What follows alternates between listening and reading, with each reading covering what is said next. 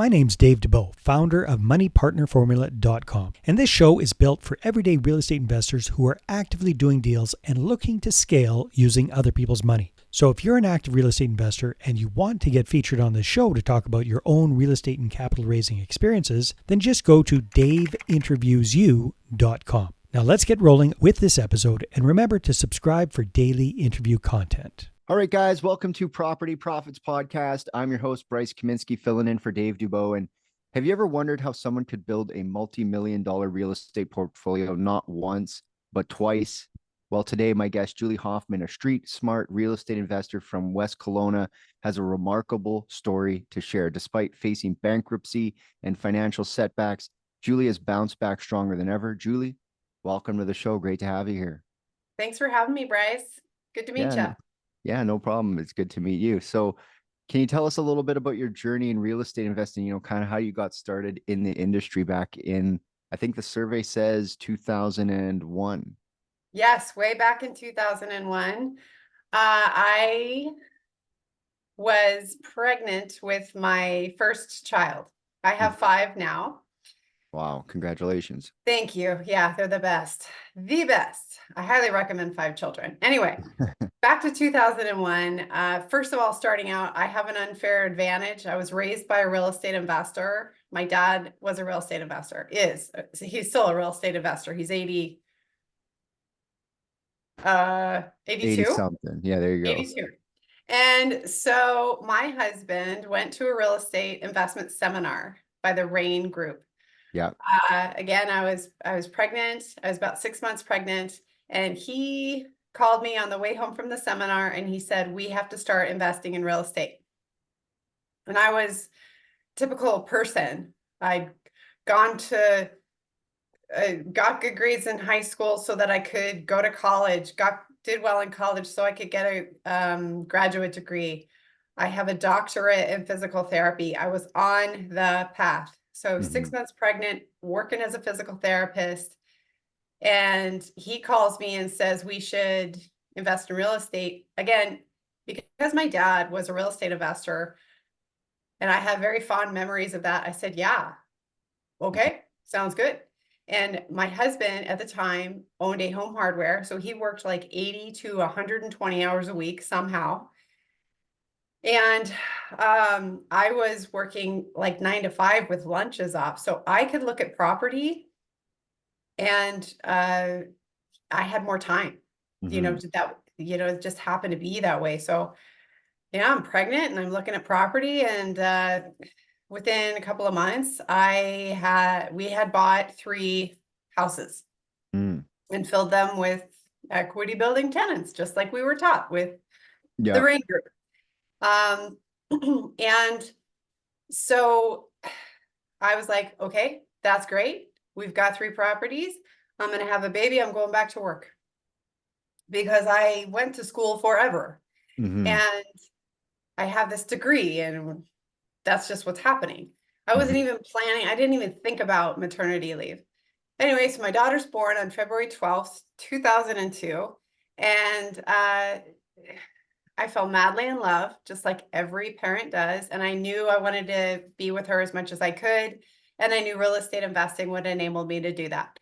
So instead of going back to work, I took the full year of maternity leave that we're so, really blessed in Canada to have. I got paid 55% of my salary for a year on maternity leave. And we took that year to buy 12 more houses. I got pregnant again. And then it just kept really spiraling from there. That's how I got started. So in the intro, it mentions building your portfolio, rebuilding your portfolio after facing significant setbacks. Could you share a little bit more about those experiences and the lessons you learned from that? Sure. So we bought 12 properties so we're at 15 properties, like basically I would say in 15 months. And we kept buying more. We kept buying more houses. So I learned how to raise money and get joint ventures.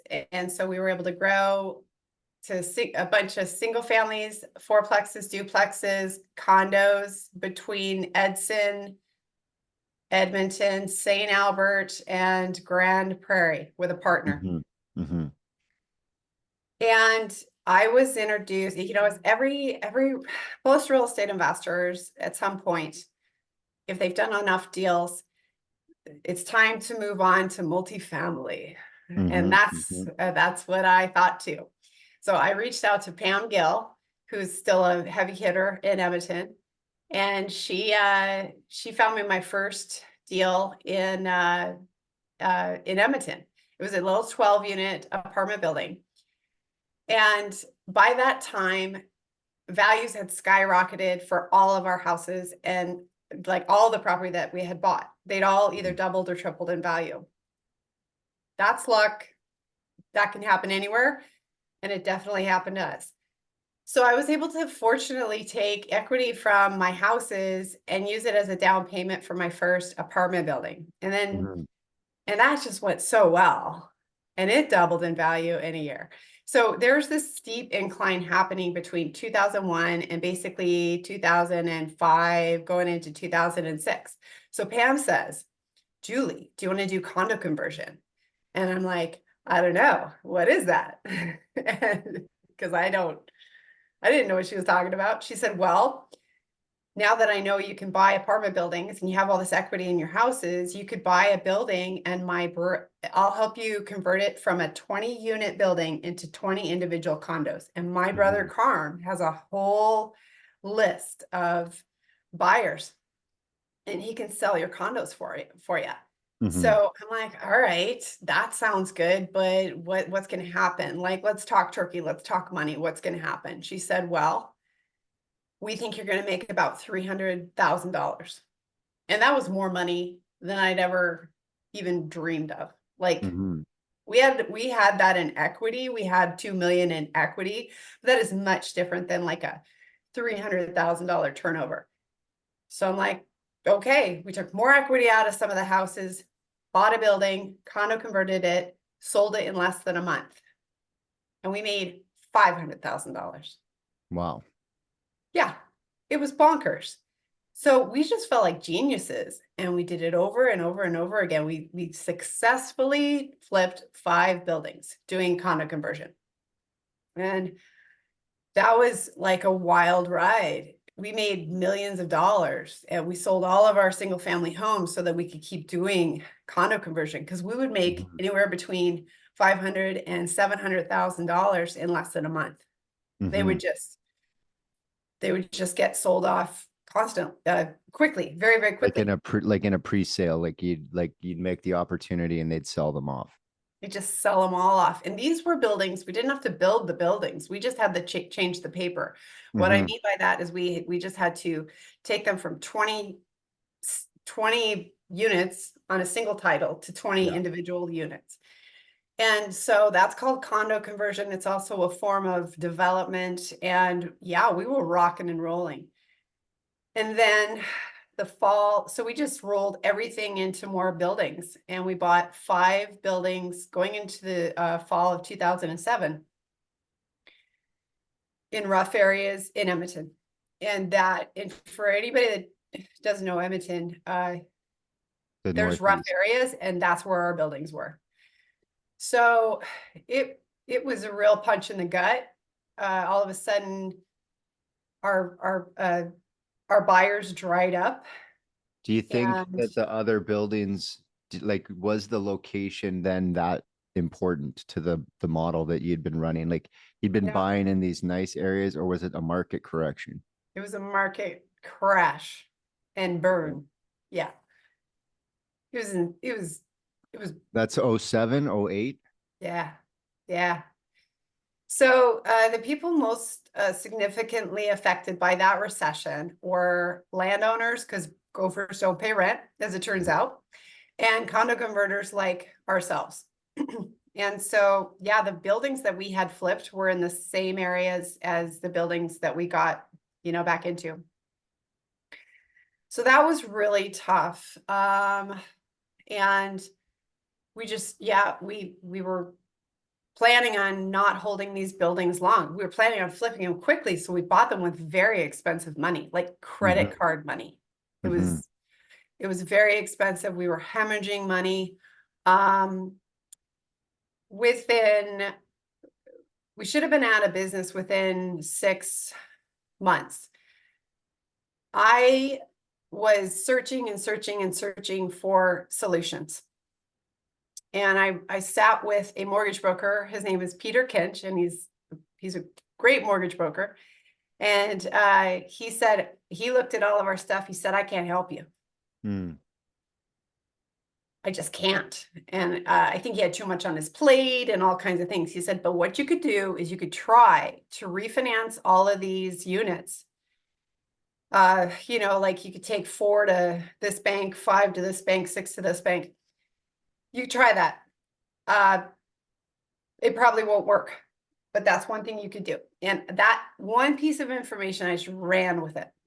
And I went to work on finding bankers that would refinance all of these units. So we combined our credit, our business partner's credit, our business partner's brother's credit, my father-in-law's credit, like all these people to refinance these units. And at the time we had 100 units, and we were able to successfully refinance 95 of them.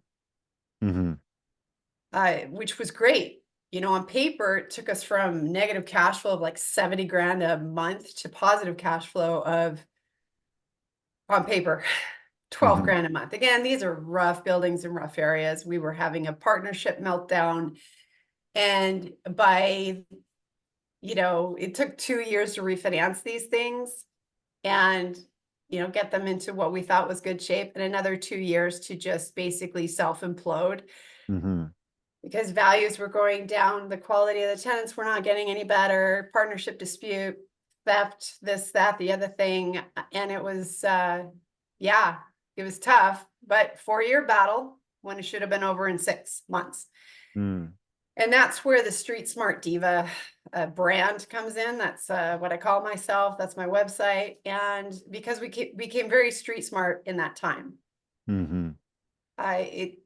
and eventually made a really tough decision, and that was to surrender to bankruptcy protection.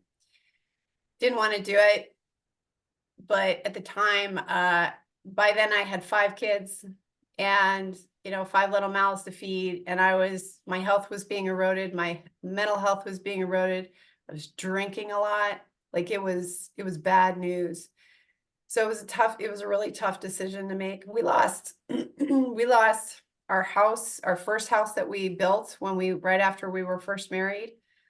And we lost our other house. We bought another house. It was like my dream home, and we lost it. And it was a very, very humbling experience. Now, it was a total tragedy and awful. Also, I learned a lot. It ended up turning out to be a gift. I know as much. I like to think I know close to as much as any mortgage broker about financing, which is so important for what I do now, which is I still do real estate. We were able to rebuild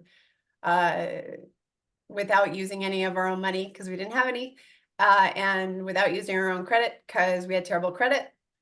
And that was rewarding because I understood financing and I understood how people felt if they were in trouble. And that's how we rebuilt, is by being in trouble, starting over, and then helping people in trouble. So let me ask you two follow-up questions on that. The first one is, I've been in situations where I've dragged deals out and they've cost me money.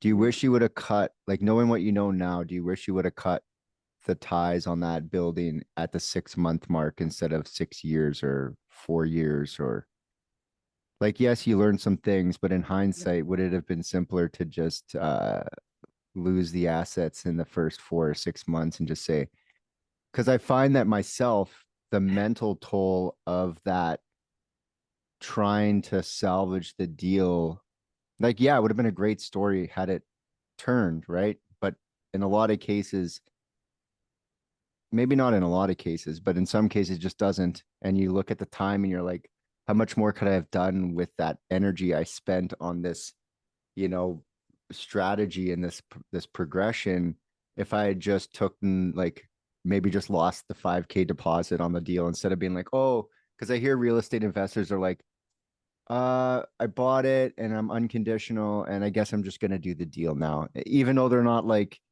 excited about the profit margins, they're like tied in. And instead of just losing the deposit, they go through this whole deal and they do like 8 months of flipping a project to get no money. It's like, what advice would you give to people looking down the barrel of that gun? Because what I say to people is like, look, maybe it's just take the 5K L and reset your brain, because it's like the energy expenditure costs more than I think anything. But what's your opinion? Yeah, if I had a time machine, I could go back to that time. I would not have, I would have walked away. I would have found a way to walk away. And also I'm grateful for the lessons that it taught me, because it's helped me help a lot of people. So I'll give you an example. I was talking to a gal not too long ago in the last 6 months. She was having just this headache with getting the new CMHC multifamily financing, and it was keeping her up at night. And there was all these last minute things, kinks in the deal. And I'm like, girl, she was like on the brink of removing conditions. And I'm like, you don't have to do this deal. There are other deals out there. There's always another opportunity. And so I think for me, back then, the circumstances, like you said, not a lot of people, what happened in my circumstances, things just they crashed so badly. I know everybody knows that. You can make a deal, go ahead and make it work. Yeah, I recommend people don't do things often. That girl, she was dealing with a big 6-unit project. Fairly recently, I was talking to another woman actually in Winnipeg, and I worked with her, and she, they thought they had their ducks in a row, and some last minute kinks in financing again came in, and it doubled her down payment. It changed her cash flow position, and it was going to really stretch her too much, like to the point where she wasn't going to sleep at night. So it's like, no, walk. Something else is coming. Another solution. There's lots of deals out there. Yeah. Oh, there's always another deal. Always. Yeah. So how do you identify, how do you approach identifying and seizing opportunities in the market, such as, purchasing properties slated for rezoning or redevelopment for higher density?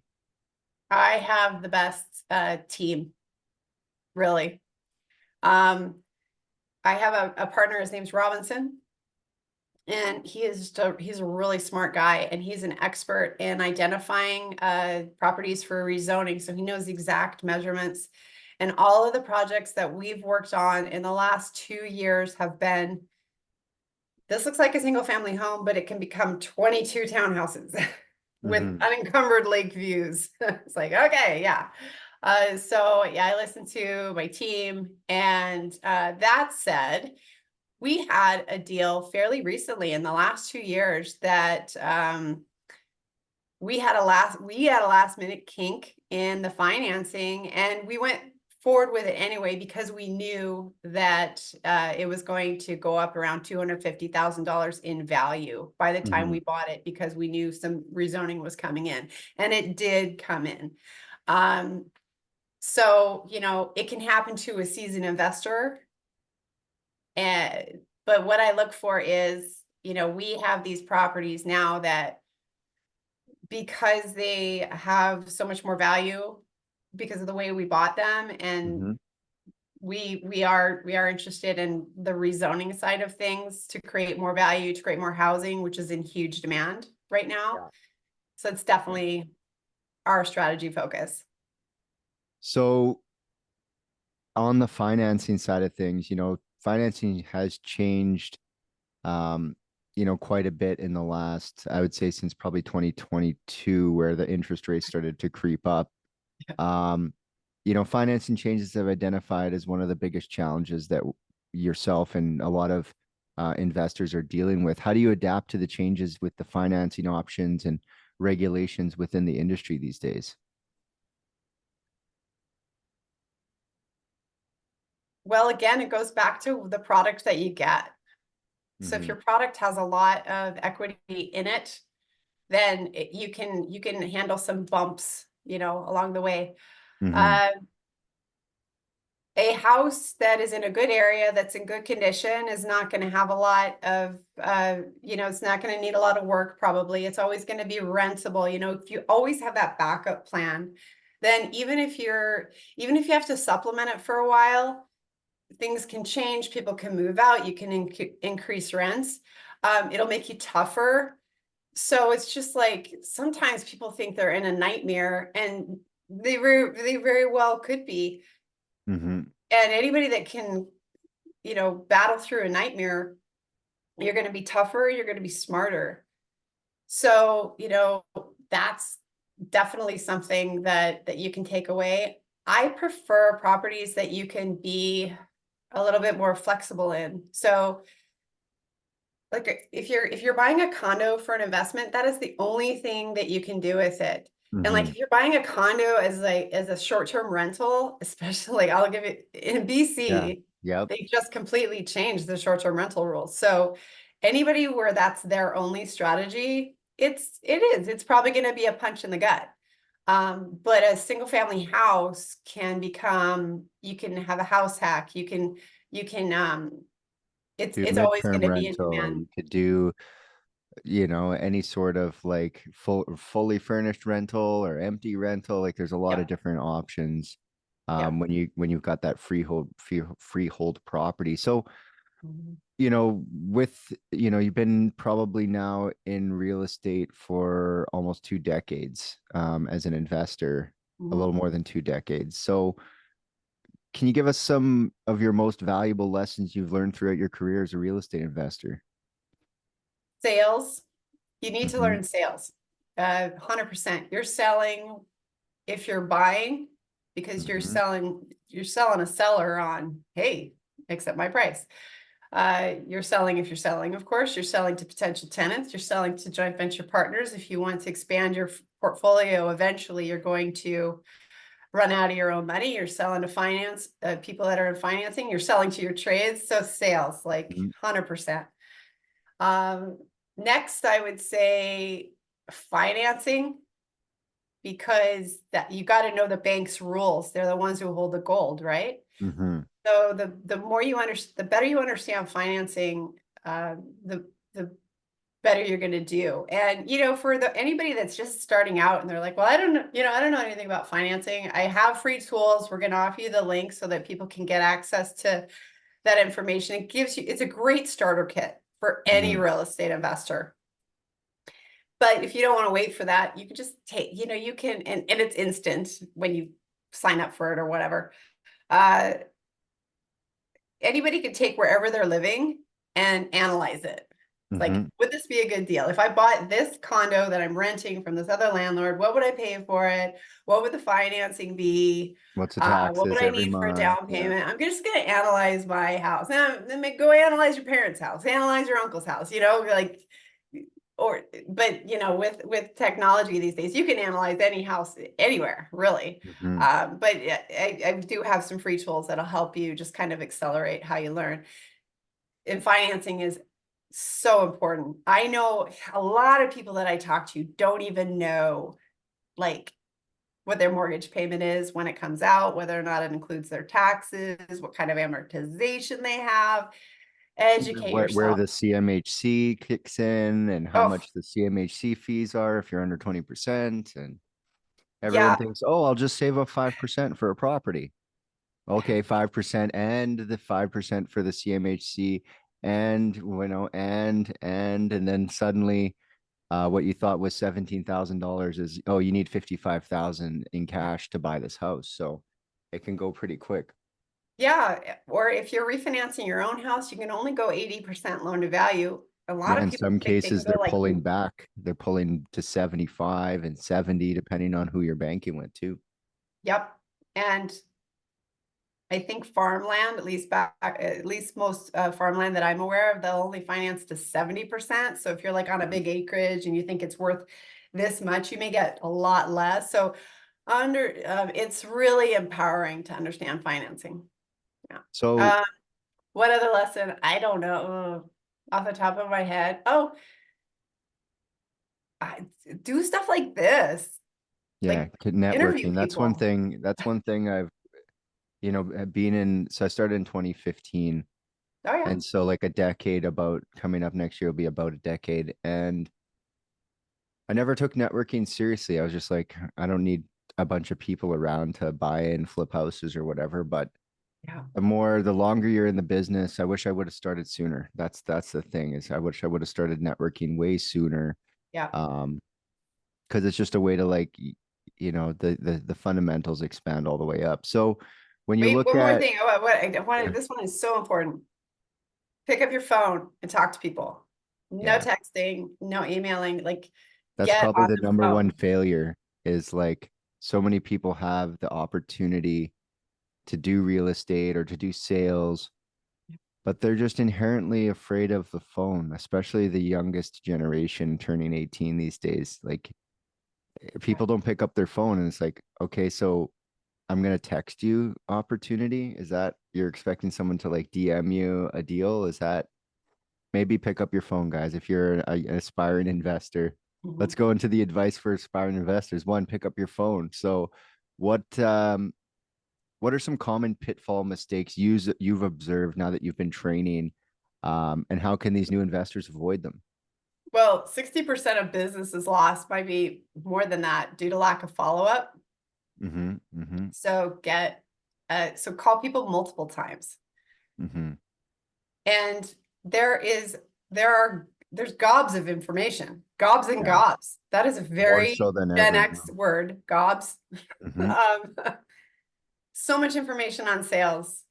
Like Mm-hmm. I took Sandler sales training for $5,000 twice Mm. because we didn't have the internet. I mean, we didn't have Oh, YouTube. We didn't that's the have only all way you could get it, right? Is maybe on tape or something like that. I remember people were always saying, "Oh, tape. I got the tapes, got the cassette tapes. I bought it late night on cable TV at Yeah, 2 in the morning." They're yeah, like, "You could learn real estate on these tapes, 5 grand and 3 easy payments." yeah. So, And and that's really crazy too. And I think what's, it's like good and bad, because like there were only certain people that could afford to get their message out yeah, to people at 2 o'clock in the morning on the local TV. And yeah. now there's so much information coming at these new investors that it's hard to stay focused on what strategy they're in. Attention over the last 5 years. I'm a big like I'm all about like the branding side of video, and Yeah. it's down from like a minute and a half. I think we're at like something less than 90 seconds. I think the average attention span online is something like 65 seconds or 55 seconds now. So it's like less than a minute. And um the same goes for these real estate strategies. Like people look at them, they're like, oh, 1 minute they're into short-term rental, and then they watch another reel and now they're about multifamily, and they watch another reel and now they're talking about doing subject to. And you know, what would your advice be to people who are trying to navigate strategies and that shiny object syndrome? Anybody starting out, I recommend you focus on sales and learn how to raise money Yeah. because you're going to need money to do darn near anything. Mm-hmm. Now, you can go out and you can wholesale. You're probably still going to need deposit money. So learn how to raise money. That'll give you infinite possibility for whatever you decide to choose. Mm-hmm. But stay focused on it. Stay focused Whatever on you sales and choose. raising Yeah. money because if you have one person ready to pull the trigger and move forward on a deal with you, then you focus in, okay, I'm going to find this deal and I've got somebody ready to buy it with me. And that is if you don't have, your own money or credit. And if you have your own money and credit, pick Still one then. thing and just chase after it and then learn sales and how to raise money and replace whatever you spent on that rental property with a joint venture partner. And then you buy another property, buy another Recycle the property. money, yeah. I mean, keep in mind too, folks, not everybody needs 10 properties, 20 properties, 100 properties. You can do very well with 3. Yeah, just a handful, more Yeah. than none. Better More than than one, more than none is a good start. So Yeah. what's your current goals and plans for the future for real estate investing?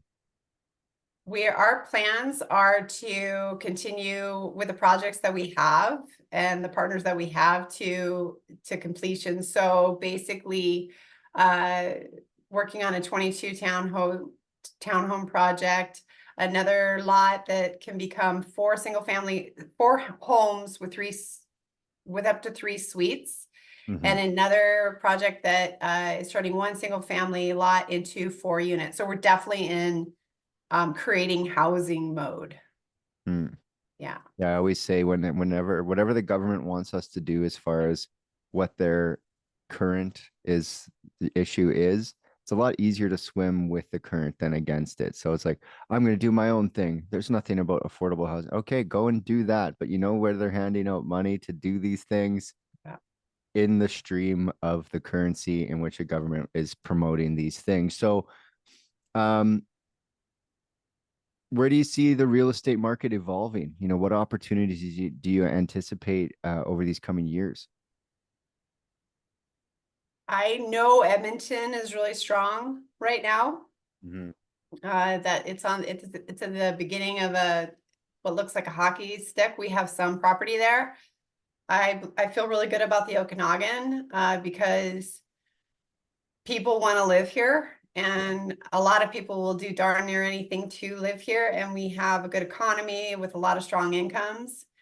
So, we're very fortunate to that effect. We have had some rules come in that are restrictive, like the Airbnb rules and foreign student restrictions, which impacts the economy. Fortunately, we've got a strong enough other spokes in the wheel to weather that kind of storm. So I feel good about it. I feel good about Winnipeg. I'm working with somebody in Winnipeg right now, and Winnipeg is just steady Eddie.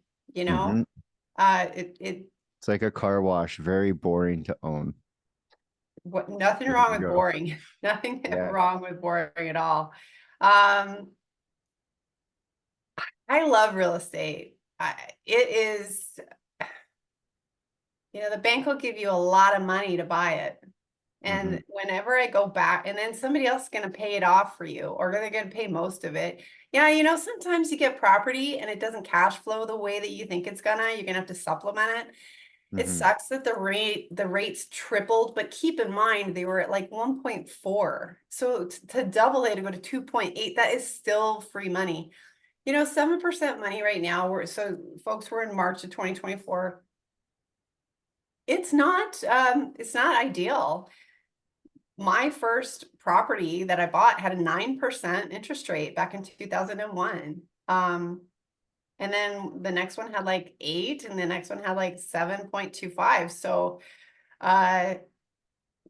when you they can't. contrast it, I hear people say that because one of my mentors, he's something like 70 or 80. It's hard to peg.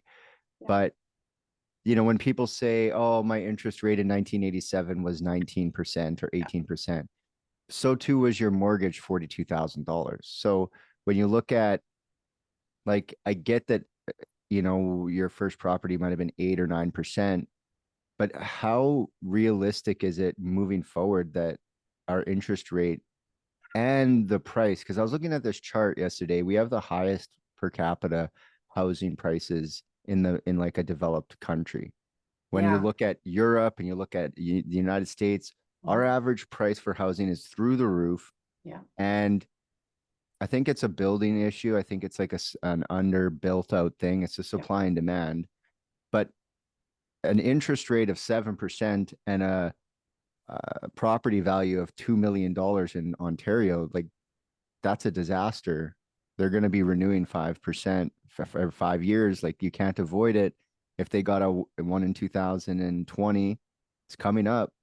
All those mortgages are coming up. So how do you see this interest rate evolving? Do you think they're actually going to cut the rate this year, or do you think they're going to stay it? Because the other side of it, I hear people say, oh, they cut the rate, then we're going to have another expansion of the price of housing again. So like, what do you Yeah, do? it's a really delicate balance that we're in with inflation. A good portion of the inflation is housing costs. Mhm. Like Well, it's in Canada huge, and that's specifically, yeah. it's because of interest rates. So interest rates going down should help inflation, and you're right. It If the will. bank can cool, like I think, what if the interest rate goes down and the bank remains as prejudiced as they've been, then perhaps that's going to be in our best interest. But if the bank follows and starts doing what they did last time, then we're just going to see a whole new round of inflated pricing, which is great for holding and great for, I guess, people who bought early, but not long term for anyone. And so long term, I think if you can figure out a way to do rent to own or agreement for sale, or find a way to get in, have somebody buy a house for you, and then you just figure out how to get to the point where you can actually buy it from them so that it makes sense for you and it makes sense for them. Like that's what we did with this house. When we started over, we moved to Kelowna soon after our bankruptcy was underway. So we moved here. The people that I picked this house, and I asked two investors to buy it for me.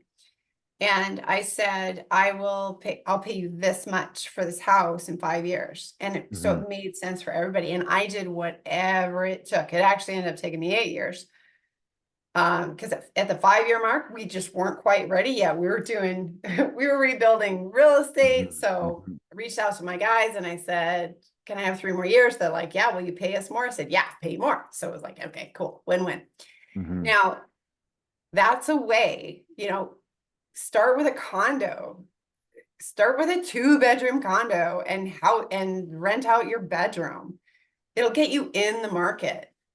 And your roommate will help you pay down your debt. Or if you buy, say, if you talk your mom and dad, I'll give you a story. Okay. I was working with this lady in Ottawa. Her name's Carol. And she goes to she reached out to me. I think she might have found me from me doing an event with Dave. Anyway, she reaches out to me and she says, yeah, I want to work with you. I want to help my daughter buy a house. So this is kind of an interesting side story. I was like, well, start in my library. And this is included in the free tools, how to bring up real estate the street smart way. So her daughter comes over for coffee, just like she did 3 times a week. And her daughter said, what's been going on, Mom? And Carol says, instead of saying not much, or I had a busy day, or your dad's heading to Edmonton next week, she said, I just started a real estate coaching course. You're going to think I'm crazy. And her daughter says, Mom, her boyfriend, Ethan's auntie is selling her house and she doesn't want to use a realtor and she's already bought a place and she needs to get out of this anyway. So Carol buys this house, and she bought it for her daughter because her daughter and her daughter's boyfriend were in no position to buy this house. So they both got extra jobs. They agreed on a price. It was a great deal for Carol. It was a great deal for her daughter. But her daughter had an end goal. Okay, so anybody can do this. If you have an end goal, if you know where you need to be, and you need to house hack, or you need to get another job, or you need to really work so hard at your job that you can ask your boss for a good raise every single month, or you need to create a side hustle, or whatever it takes. If you're willing to do whatever it takes, you can do it. Anybody can do it. I had a 420 credit score when I moved into this house, and now it's mine. And I had 5 kids and a whole mess. So if I can do it, anybody can do it. That's why when people ask me, are we in a housing crisis, and isn't this crazy, and what's going to happen, and doom and gloom, I'm sorry. How bad do you want Which it? one? Which housing crisis do you want to be in? The one where you don't own property, or the one where you're holding on for your dear life? I think both of those are crises, because at some point people aren't like, there was an article that ran, one of the main concerns that the RCMP has on the 20-year horizon is the disgruntledness of Canadians as they no longer can get into the housing market. So when you look at that and they look at the unrest that Canadians are going to be facing when they can't get in, say you wait 10 years, let's say it's 2035 right now, Yeah. and you didn't buy anything in the last 10 years. Can you imagine the inflated pricing of a house and say, like, maybe it's too late? So like, buy something, guys. Buy something, like Julie says, RTO your way into something, get a piece of the action before they close the table. So if people want to connect with you, Julie, they want to find out more, what do they do? How do they find you? Okay, just go to streetsmartdiva.com. There's information there about me and my background, but I told you pretty much everything at this point. My free tools are really what's valuable for everybody. Anybody can use it. It teaches you how to fill out a real estate purchase contract, how to change the way you talk, how to analyze the numbers in a deal with a whole calculator, what to look for, what to look out for. It's just jam-packed with valuable information. So that's streetsmartdiva.com/free tools. And the link should be around here, or you can schedule with me, which is streetsmartdiva.com/book.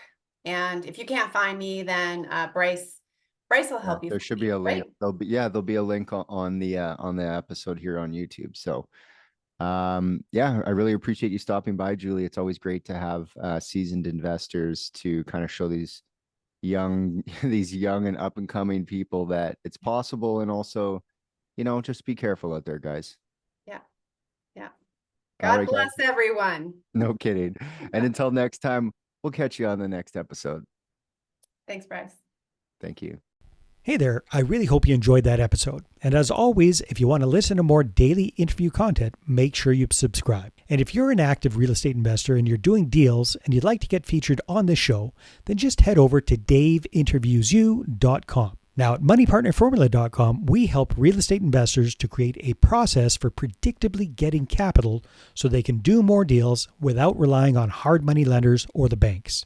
We do this by building them a private capital marketing system. Now, if you want help turning yourself into a big money capital attraction machine, then book a call with our team to see how we can help. Just visit moneypartnerformula.com to find out more. All right, take care, and we'll see you on the next interview.